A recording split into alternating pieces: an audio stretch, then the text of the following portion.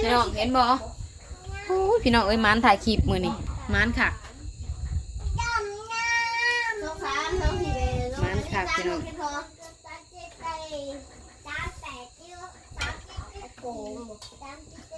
อัน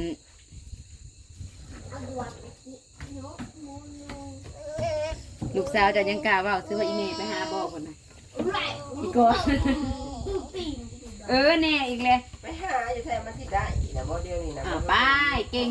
ไปเชียนทักทายสบายดีเขาเห็นหมูอีปอ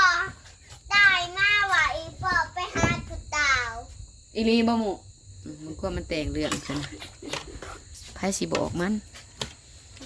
หมูอีพ่อนะชงมากว่าอีพ่อไปหาผู้สาวในไซส์มาให้เบิ่งดูมันแมนแท้บ่แผนมันจะได้โทรศัพท์เจ้าจอยอย่าไปลิ้นนะแบทแผนมันจะได้โทรศัพท์พอมันนะแม่มันบริยากมันขึ้นแผนหลุดใน IQ มันน่ะก็จะใจเบิ่งอยู่ในโทรศัพท์เบิ่งคนยำกูเบิ่งกูจังเบิ่งมึงจะหัวเรียมหัวหมอสมติ้วหมักบวบพี่น้องจะนอนชิต้องประแดกลงถึกจะยายผมเธอซอยเป็นซอยเราบริเมื่อสอนได้บอลร้านเราอยู่ที่ได้บอลแล้วมาฝึกอบรมพี่เป็นเดือนถูกโหทางนั้นก็เฮียนหนังสือน้อยเฮียนเก่งบ่ลูกอ๋ออีแล้วได้บากยังลูกไม่คู่กวดให้นะเจ้าโอ้ยจะเต้นอีกกูรู้ได้มาสิมึงรู้ได้มาได้ดังหมูหย่าเลยได้ยาเฮียนเลยได้ไปทางซอยเป็นซอยใหญ่แม่ซอยตอนนอนแล้วกับบดแซ่บค่ะข้าซอยตอนใหญ่แล้วกับบดแซ่บทำนี้แล้วว่าเห็ดบดไปตอน เห็ดบดอ่อนซอยมันกับบ่ได้แล้วก็กินหมกเป็นอันเอามือยุบกับปลุดออกปลุดพุ่นปลุดพี่เขามันบริแก่เนาะแม่หนึ่งแล้วนี่น้ำยานางใส่เคี้ยวฉุบเจ้าว่าแซ่บเห็ดแบบนั้นนะมันมีน้ำยานางใส่นะห้ามสีแซ่บแบบนั้นนะผู้นั้นก็รอบ่ได้หมอท่านในพดจูบหอจุดตีต่อใจอันที่เศร้าเป็ดอันตีต่อเป็ดใจหอมกับไฟเฮ็ดยังซับเบิ่งให้ในเฮ้ยเบิ่งให้ในบอกพอป้าเจียอันไปเสียมันนี้เฮ้ยต้องประเดกใส่ก็เด้อพี่น้องโตจิกในตะกร้า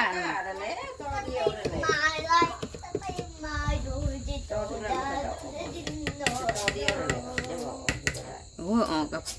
แม่โตในทางลงคือบ่เห็นได้ใช่ไหมน่ะบริจูดคือบ่เห็นออกซะ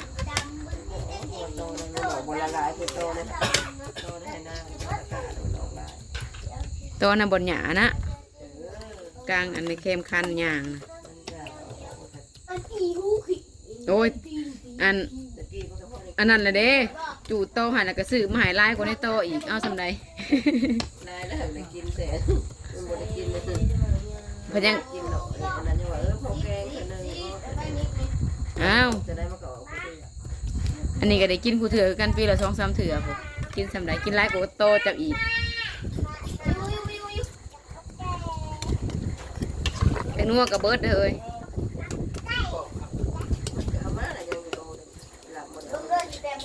เอาให้เขาหลุดแล้วว่าซื้อใหม่คนละโลปั้นไปคนละโลเขาก็จะซื้อเอาใหม่เอาไว้ให้เขาหลุด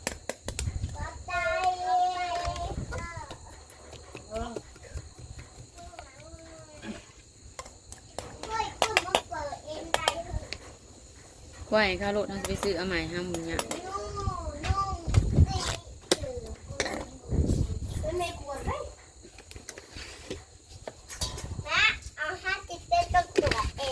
อย่าเผาสอบ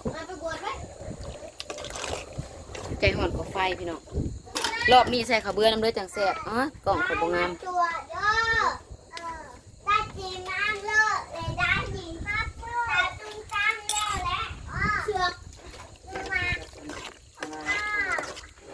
ปลาขอเนาะนั่นไหมเนาะ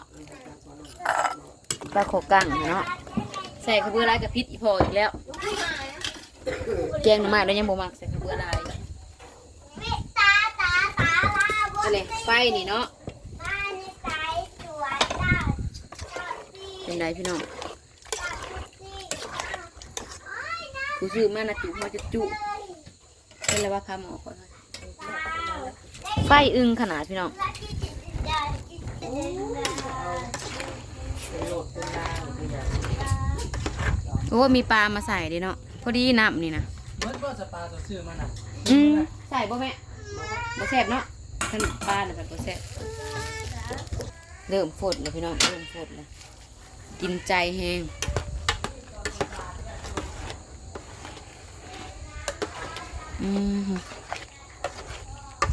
หมอบอกว่าจะใส่ทุกอย่างความใจหอน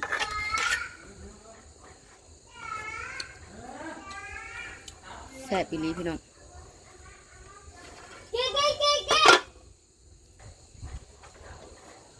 คุณก็เด้อมาสิเห็นคน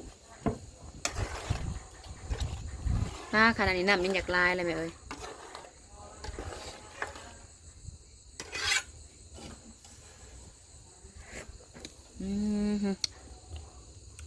พอดีเลยบจางบเค็มนัวกับพอดีพอดีก็ตื่มเอาข่อยบัดซ้ำนี่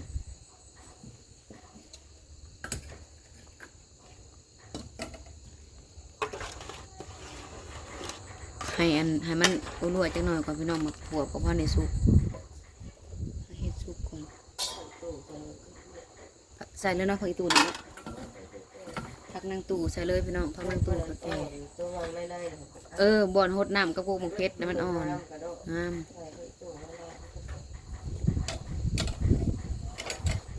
ผักนางตู่ก็บ่ได้อึดดอกซุปเลยพี่น้องมาดูสิควายบริยาได้กินเลือดตัวหึงต้องบริใส่พาย ซอยเลยกิโลด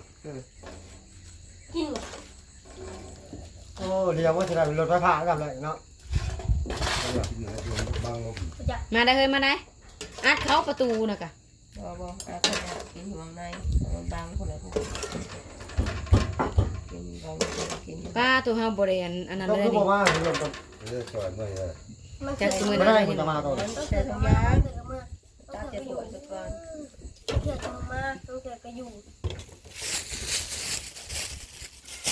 พอบ่ใหม่เรื่องอีก จะประดุกด้วยแล้ว ตัวใหญ่บ้า เนาะ อยากก็ได้เลย เอาเป็นอันใส่เนาะเอาเป็นถั่วใส่ทุกอย่างเอา เขาหานั่งข้ามมองเลยเดี๋ยว มาเลยมากินข้าวนี่ เห็นแล้วนั่นน่ะ ถ่ายคลิปบจบพี่น้องเมื่อคืนนี่เห็นแต่ตอนแกงว่าเห็นตอนกินมาลุ่มพุ่มพัวกันไปแล้วกันแล้วพี่น้องมาต่อกันบรรยากาศตอนเช้าลมหนาวพี่น้องทั้งฝนทั้งลมเริ่มหนาวเข้ามาแล้วรักษาสุขภาพกันในเด้อพี่น้องเด้อบรรยากาศกันหนาวพักมีสีซ้อมก็เริ่มมีกินแล้วพี่น้องผูกเสียงหองมัวสิข้างหดเขาแล้วก็สิพาหดต้นหมอกต้นไม้ฮะหดอันพาหดอันก้นไม้พี่น้องพี่นี่สิเอาจริงจังเลยเป็นไรหดเขาก็งามพี่น้อง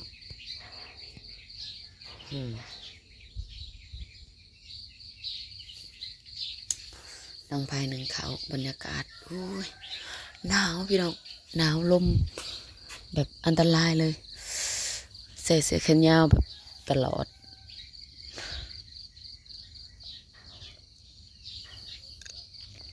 ปีนี้เปลืองเสื้อแขนยาวแต่หัวปีเลยเริ่มเดือน12มาแล้วก็โอ้ยเลยฝนนี่ยังเป็นฝนเดือน6พี่น้องฝนเดือน6หนาวเดือน12มีเสยแบบนี้กันเนาะแต่ความหมายว่าฝนมันยังบ่เบิดเลยพี่น้องเขาเอิ้นว่าฝนพิษฤดูเ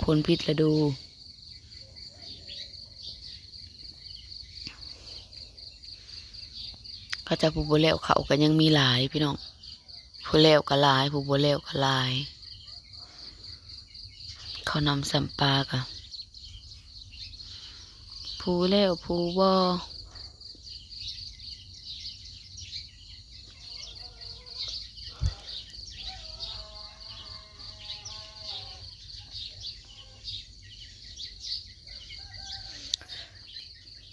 ต้นเลยไหม้บางไหม้กับบ่ไปหอดมาก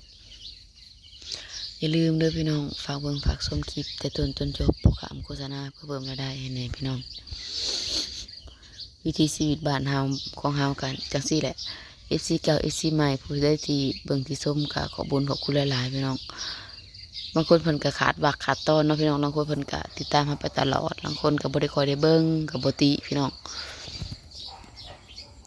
เฮาก็สิลงคลิปประจำบัดนี้เนาะมีหยังก็สิได้ลงพี่น้องฝากติดตามหน่อยเด้อพี่น้องเด้อฝากเบิ่งฝากชมฝากเป็นกำลังใจให้แน่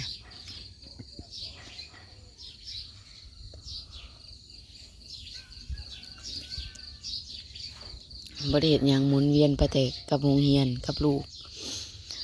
ตื่นมาหมอแกงแรงง่ายแล้วก็กับลูกเลี้ยวแล้วก็ไปโรงเรียนกลับมาก็นู่นนี่นั่นอีกพี่น้องบ่ค่อยสิมีกิจกรรมหยังหลายหนาวเบิ่งเอาลมนะว่ามันซำใดพี่น้องแน่มึงบรรยากาศก็ฮู้เลยลมยามนี้เย็นโวยอุ้ยเยือกเย็นจังเลยอำลาพระจากเด้อเพียงเด้อสมมาพักควรพบกันอีกคลิปใหม่บรรยากาศทุ่งยางกับขาวหงลมพัดไป